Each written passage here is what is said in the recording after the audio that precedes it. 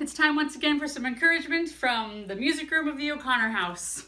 I was watching a webinar this past week sponsored by the Global Leadership Network, and Dr. Henry Cloud, who's a psychologist and an author and a business consultant, he was one of the speakers, and he said humanity was made for connectivity. And I agreed. When Jesus was asked what's the most important commandment, it was all about connectivity. It was love the Lord God with all your heart, soul, mind, strength. It's like the ultimate connection. We've had to be really creative in how we've stayed connected with God over these last couple of months.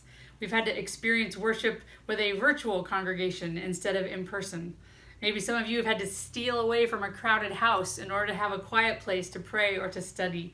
Or maybe there's been some competition to get a computer so that you could attend a Bible study or a youth group. Some of you have the house to yourself, and so you've needed to make sure that you've gotten out and been in nature so that you could stay connected. But good for you for making it a priority to stay connected to God in this time.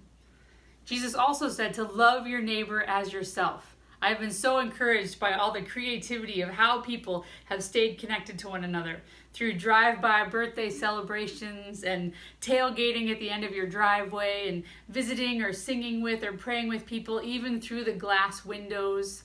Maybe you, like me, have gotten very intimately acquainted with Zoom and Microsoft Teams and Facebook and all those, and FaceTime, all those kinds of things.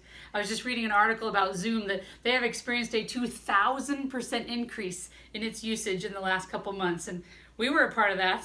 My older sister was able to rally our entire extended family into a family Zoom call.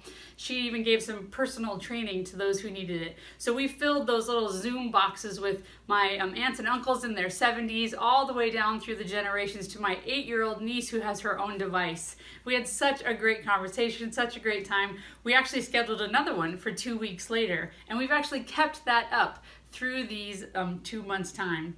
And usually I don't connect with that part of my family except for maybe holidays or summer because everybody's so busy. But we made it a priority to stay connected. It's been wonderful. As public life slowly begins to open back up, there's going to be a new normal that will emerge. And my hope is that we will stay connected to God and to each other, and that we'll make that our top priority.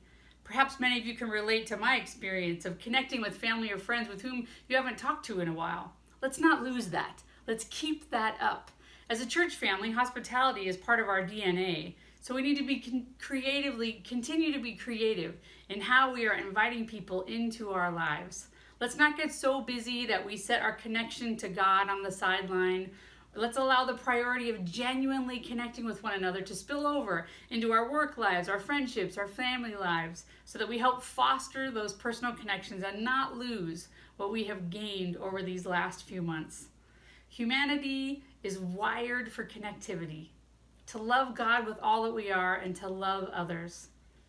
That's the encouragement from my pew to you. Remember, you are loved. Have a great week.